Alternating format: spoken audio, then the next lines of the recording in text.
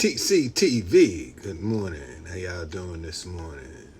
Sending out a tweet that I'm live on my Twitter account. I'm figuring this thing out, man. I'm gonna use these rascals just like they use me. You know, you use me, I'm gonna use you. Listen, today. Hold on a second. Let me. Today, man, I'm going to talk to the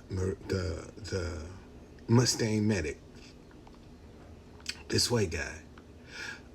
We're gonna meet today and talk about race in America, and this is gonna be a real interesting conversation because his ex-wife, who I found out this morning, was black.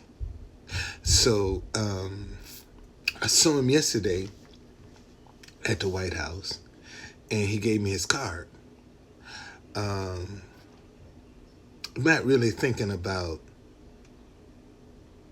the madness that was going on up on Capitol Hill with President Biden speaking, and I don't know what America Tim Scott is living in, but I ain't never seen that America as a black man and a Republican.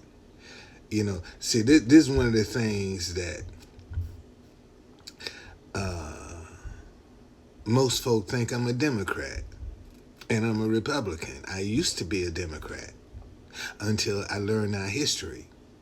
And when I learned the history, our history, I switched from the Democratic Party to the Republican Party. No, I'm not a part of this foolishness that's going on. Man, in fact, if I wanted to sell my soul and get out and be like Tim Scott, I'd be rich right now. If I get out and act just like him as a black Republican, you know, just to curry favor for some white people. That's just the bottom line of what it is. You know, he's saying he don't believe what he said. He said what he said to appease his voters. That's the only thing. That's the only reason. Baton Rouge, Louisiana. I see you up in the house. Thank you for joining me. So today, man, at 2:00, I'm gonna take an extra chair down, and I'm gonna sit down with the Mustang Medic, and we're gonna have an open, honest dialogue about race in America. This is one time where a black man and a white man will sit down with no holds barred. Ain't no, you know, there's nothing politically correct about this. Some of this is going to be painful, ugly, and uncomfortable. But we're going to have this conversation. And rather than waiting for somebody else to have this conversation, then why don't I start trying to initiate it myself?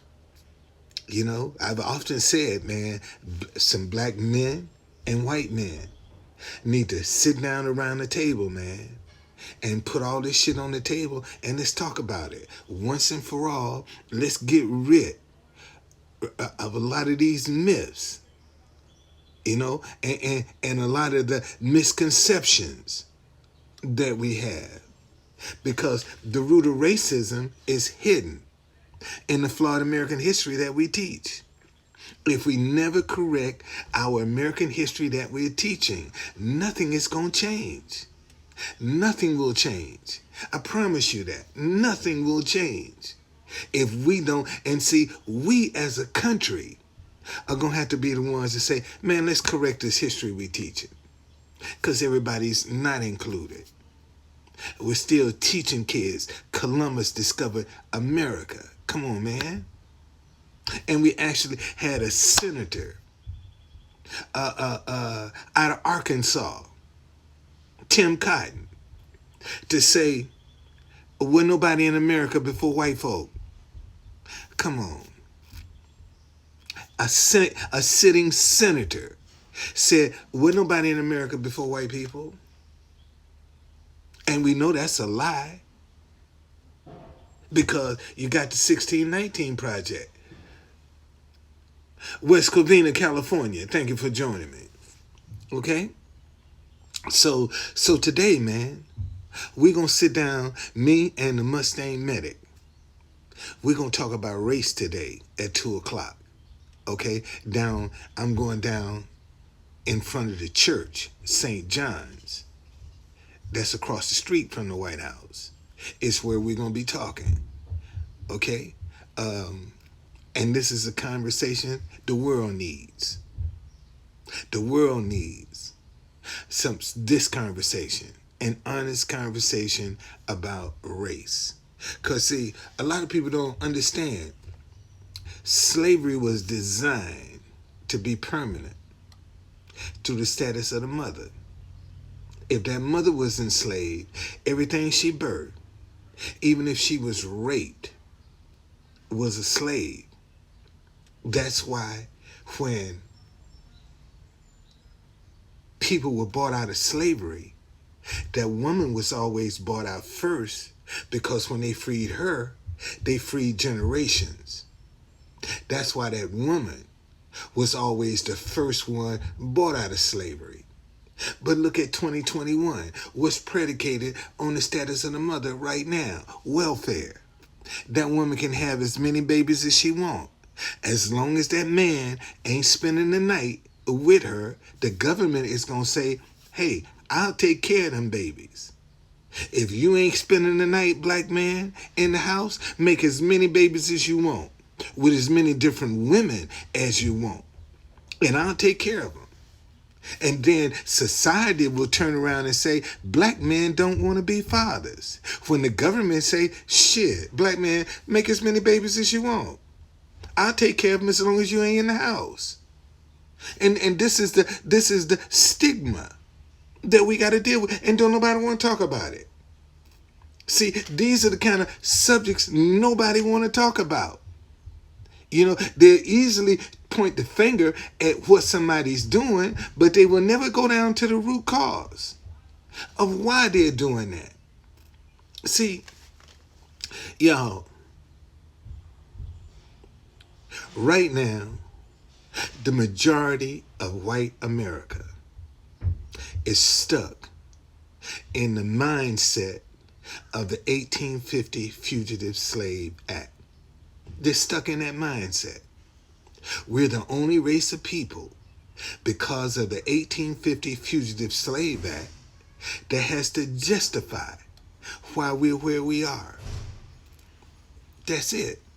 And just like with welfare, the mindset of getting something for nothing that's been passed down from generation to generation to generation, this 1850 Fugitive Slave Act, that mindset has been passed down from generation to generation to generation in white America, and it hasn't been checked.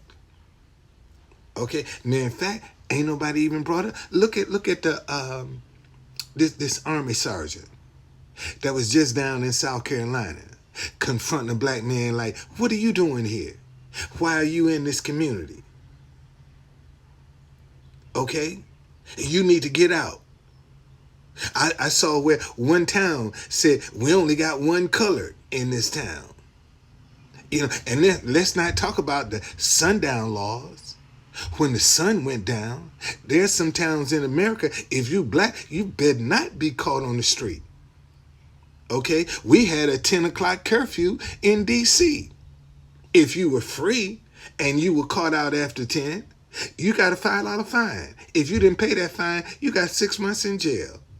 If you were enslaved, you got 40 lashes for violating curfew, which was 10 o'clock in Washington, D.C. But anyway, hey, man, stay tuned. I'll come back and let you know. I'm going live at 2 o'clock, okay, with Mustang Medic. And we're going to talk about race in America. And it probably be a multi-part conversation. Something that needs to be had. Man, thank you for joining me, okay? Thank you so very much. See y'all.